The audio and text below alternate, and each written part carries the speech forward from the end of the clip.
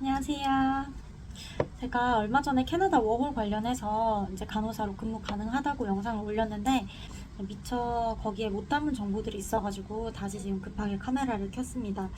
영주권 취득에 관련해서 이주공사 상담을 제가 다녀왔을 때는 1년 경력만 있으면은 익스프레스 엔트리 지원이 가능하니까 영주권을 노려볼 수 있다고 했거든요. 그리고 간호사가 헬스케어는 계속 사람이 모자라다 보니까 영주권 받기에 굉장히 유망 직종 탑3 안에 든다고 하더라고요.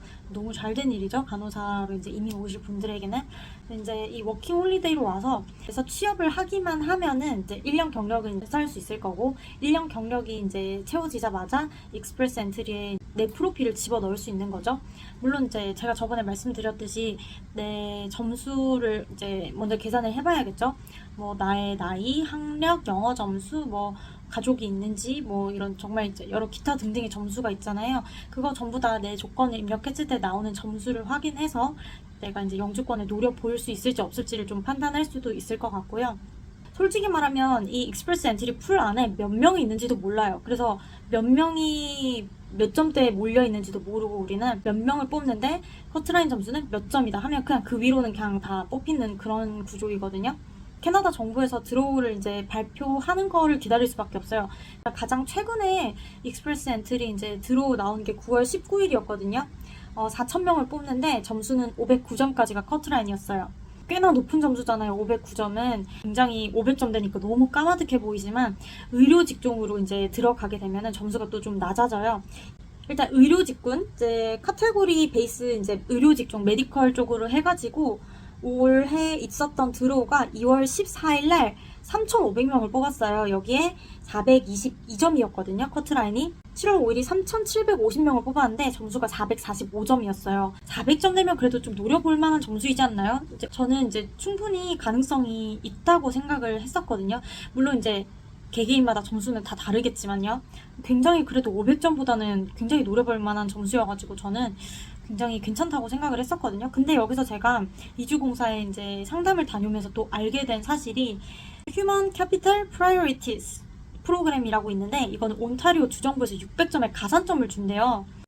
이거 같은 경우는 온타리오주에서 헬스케어에 종사하는 사람들을 이제 간호사를 이제 뽑아가지고 점수를 이렇게 줄 수 있는 그런 프로그램인데 600점 가산점인 거예요. 600점이라고 생각해보면 내 점수가 만약에 400점인데 온타리오 주정부에서 600점의 가산점을 주겠대요 나한테. 그러면 400점 플러스 600이면 1000이잖아요. 그러면은 500점 되었으니까 나는 1000점인데 그럼 뽑히는 거예요. 너무 럭키 아닌가요? 이건 뭐 그냥 뽑아준다는 건데 다만 이제 하나의 좀 더 스텝이 있는 거죠. 하나의 과정을 좀 더 거쳐서 이제 가는 건데 어쨌든 되기만 하면 되는 거잖아요. 우린 그죠?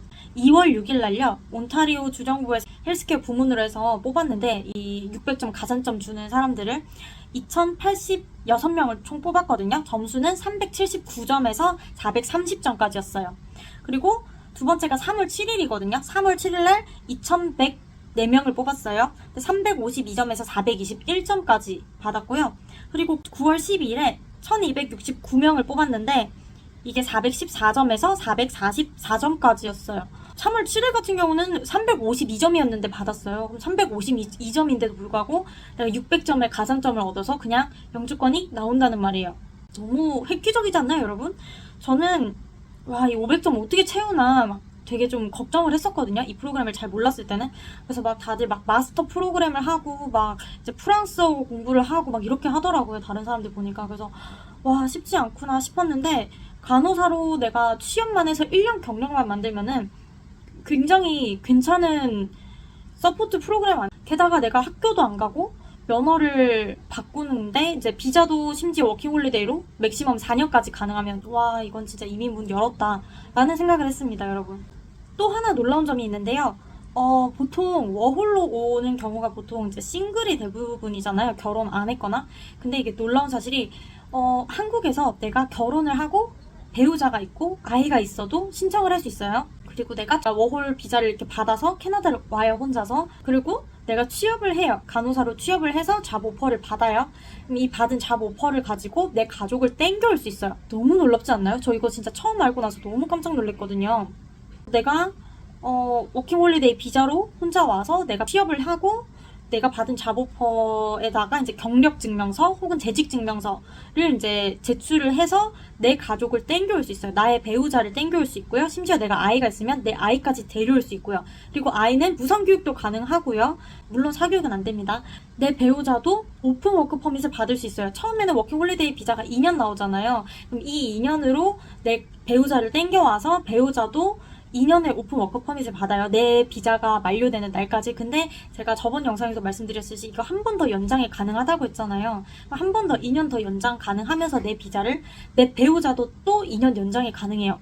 그래서 따지고 보면 취업만 하면은 내 배우자도 땡겨와서 내 비자가 만료된 날까지 있을 수 있고 내 아이도 데려올 수 있고 가족 땡겨올 수 있는 거에 대해서 자료를 좀 찾아봤거든요. 보시면은 여기에 티어 0, 1, 2, 4, 3 이렇게 해가지고 인터내셔널 모빌리티 프로그램 이렇게 있거든요. 그래서 이거에 가만 보면은 이거 티어 1이 간호사가 해당이 되는 거예요. Registered Nurse. 그래서 여기 이제 어떤 다큐멘트를 제출해야 되는지 보면은 이 사람이 내 배우자라는 증거를 제출해야 되고, 그다음에 내가 카테고리 이제 티어 1에 해당이 된 거랑 이거에 대해서 이제 일하고 있거나 일할 예정이라는 거 이걸 제출해야 돼요. 그래서 이주공사에서도 이걸 얘기해주면서 제가 진짜 깜짝 놀랐거든요. 뭐 진짜 이민하라고 떠먹여주는 거네. 내 가족 다 땡겨와가지고. 근데 이거를 할 만큼의 모험 정신이 필요하겠죠. 취업이 보장이 되는 게 아니니까 사실 내가 이제 정말 야심차게 나 캐나다에서 취업을 한번 해보겠어 라고 생각을 하고 이제 캐나다를 왔어요. 근데 취업이 언제 될지는 알 수 없어요. 비자가 2년 나오고 또 이제 연장해서 또 2년을 받을 수는 있는데 취준으로만 몇 개월이 될지는 알 수가 없어요. 혹은 뭐 1년이 넘을 수도 있겠죠. 비자도 엄청 쉽게 이제 워홀로 발급을 해주고 만 35세까지는 그다음에 면허 받기도 엄청 수월해졌고 영어 성적도 안 내도 되고 그리고 이제 워크 퍼밋으로 이제 내가 가족까지 땡겨올 수 있어요. 내 아이까지 있고 영주권도 받을 수 있고 저는 캐나다에 진짜 뜻이 있으면은 꼭 도전을 하셨으면 좋겠어요. 브레이크 중간에 와가지고 급하게 찍은 거여가지고 이제 가봐야 될 것 같아요. 브레이크 5분 남았거든요. 진짜 캐나다 간호사 도전하신 분들 모두 응원합니다. 화이팅!